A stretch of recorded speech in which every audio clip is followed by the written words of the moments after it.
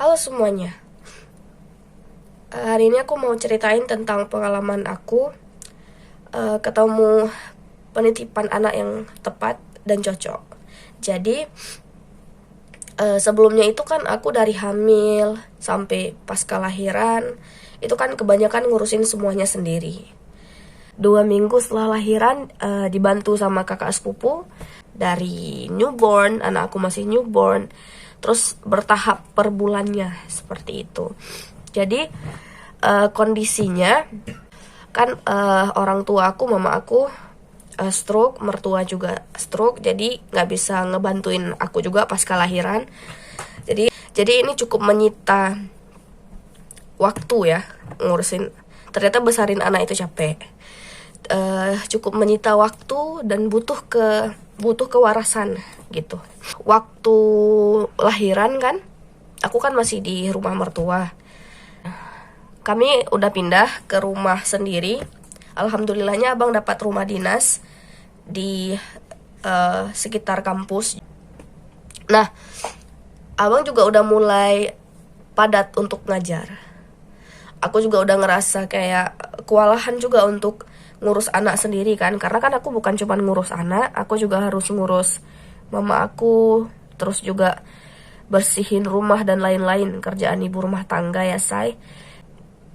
Agar aku tetap waras, aku mengajukan atau menyarankan untuk nitip anak di penitipan. Kita berdua ngomong, ternyata alhamdulillah di ACC sama abang diterima saran aku. Langkah selanjutnya yang aku lakuin itu aku nanya ke tetangga sini, ibu-ibu sini, di mana ada penitipan. Disaranin 3 tempat. Itu yang pertama yang di UIN, yang kedua itu di dekat pasar, ketiga itu di dekat jalan besar. Aku berusaha untuk hati-hati untuk nyebutin tempatnya secara spesifik, karena ini kan privasi untuk anak aku ya. Kita nggak tahu, tentu semua orang suka sama kita. Ada orang yang misalkan nggak suka sama kita tapi takutnya nyasar ke anak kan. Jadi biar itu tetap jadi private. Back to the topic, ini kan ada 3 tempat yang direkomendasikan. Yang pertama itu di UIN. Di UIN itu lokasi penitipannya itu di dalam kampus. Di UIN ini ada juga yang bilang kalau tempat ini udah terlalu rame sama anak dosen. Udah terlalu rame sama anak dosen. Aku mikirnya takutnya anak aku nggak tercover di sini. Jadi ini keluar dari list. Yang kedua di dekat pasar itu tempatnya itu agak masuk ke dalam. Mungkin yang punya mobil agak males masuk karena juga susah untuk mutar balik kan. Terus aku survei tempatnya kan, masuk ke situ. Aku ngelihat kayak tempat penitipan itu kayak rumah yang dijadiin penitipan gitu. Jadi lebih banyak dominannya tuh anak TK. Gurunya masih muda-muda, masih kakak-kakak lah gitu. Guru TK ya, kayaknya tuh guru TK. Yang ngejelasin di sini bisa penitipan, bisa PAUD, bisa TK seperti itu. Di sini juga bisa penitipan per hari. Itu kalau nggak salah kisaran harga 40 sampai 50 ribu sehari. Dari pagi sampai sore. Habis itu dikasih lihat kan ruangan bayinya. Nah, ruangan bayinya itu kayak kelas dikasih AC. Terus nggak ada plafonnya nggak ada. Pokoknya gelap ruangan itu. Aku ngelihat ada satu bayi yang lagi dijaga di situ, di dalam ayun kan. Terus yang jaganya itu bikin aku cukup kaget, karena yang jaga itu 2 anak gadis. Aku kan nitip anak, pinginnya anak itu dijaga dengan cukup baik. Tapi karena ini yang jaganya anak gadis, jadi ragu dan jadi takut juga kayak gitu. Oke, aku keluar dari tempat itu, aku lanjutin survei ke tempat yang selanjutnya. Nah, yang di dekat jalan besar. Aku lihat tempatnya itu akses untuk mobil gampang ya, untuk ibu-ibu bapak-bapak yang ngantar anak pagi itu gampang. tempat mainnya juga luas, taman bermainnya juga cukup luas. Waktu masuk ke dalam itu ada lobi yang cukup luas, jadi anak-anak ini di bawah 2 tahun atau yang masih 3-4 tahun bisa dilepas di situ, bisa main di situ kayak main Lego segala macam. Dan cukup rame juga di sini. Terus ngobrol sama kepala sekolahnya, ditunjukin lah ruang bayinya. Nah, di ruang bayi di penitipan terakhir yang aku survei ini, kondisi kamarnya itu lantainya keramik, ada plafonnya, terang juga, kamar mandinya di dalam. Pokoknya lengkap lah, ada spring bed juga di dalam. Terus juga banyak besi-besi penyangga kayak gitu untuk sangkut ayun kan. Bundanya atau pengasuhnya itu sudah cukup berumur ya, bahkan yang paling muda pun udah nampak berumur kayak gitu. Jadi aku nggak ragu untuk naruh anak kayak gitu kan. Udah bangun.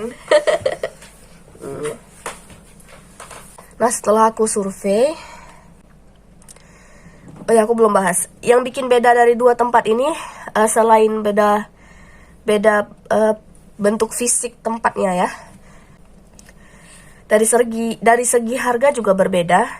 Di tempat di penitipan yang di dekat pasar itu lumayan lebih murah dari yang di pinggir jalan besar.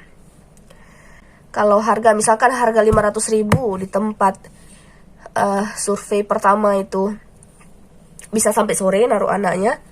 Kalau di tempat kedua cuman sampai siang. Tapi yang bikin beda tempatnya itu lebih nyaman yang terakhir aku survei. Gak apa-apa juga naruh anak setengah hari kan. Nah, terus aku pulang bawa 2 form itu. Setelah kita diskusi, setelah kita ngobrol panjang lebar, ternyata abang ACC yang di tempat terakhir atau di tempat kedua yang aku survei itu waktu masuk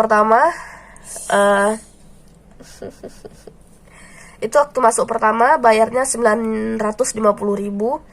Itu biaya masuk awal kayak gitu. Apa aja ya? 900.000 udah termasuk biaya ayun dan lain-lain lah yang untuk alat-alat yang dibutuhin anak untuk di sana. Oke, itu aja guys, sharing aku tentang nyari penitipan anak. Aku sebenarnya emang butuh bantuan. Selain untuk nyimpan tenaga aku juga butuh ini ya, kita ibu-ibu butuh kewarasan lah ya. Maksudnya udah capek seharian, ingin istirahat juga. Penitipan itu cuman dari Senin sampai Jumat, itu juga setengah hari. Paling nggak anak kan bisa main di sana, ketemu teman, terus juga banyak mainan di sana. Kita di sini kan namanya rumah dinas ya,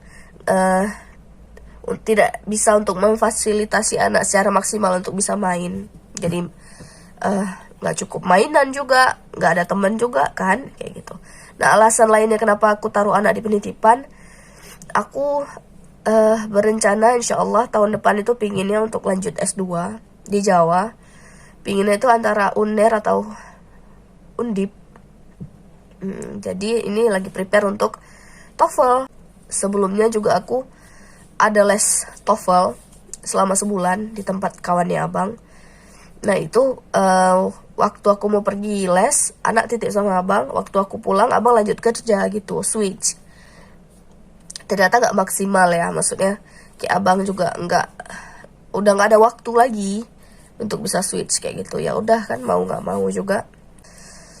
Jadi yang aku juga mau bilang sama kalian guys, mungkin ya beberapa video ke depan itu lebih banyak tentang vlog atau tentang aku telling story, aku bercerita. Karena juga mungkin di dunia nyata juga aku kebanyakan denger daripada aku cerita. Jadi mungkin ini salah satu wadah untuk aku tuang cerita.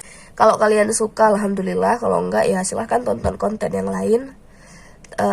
Terima kasih sudah menonton video ini. Sampai jumpa di video selanjutnya. Dadah.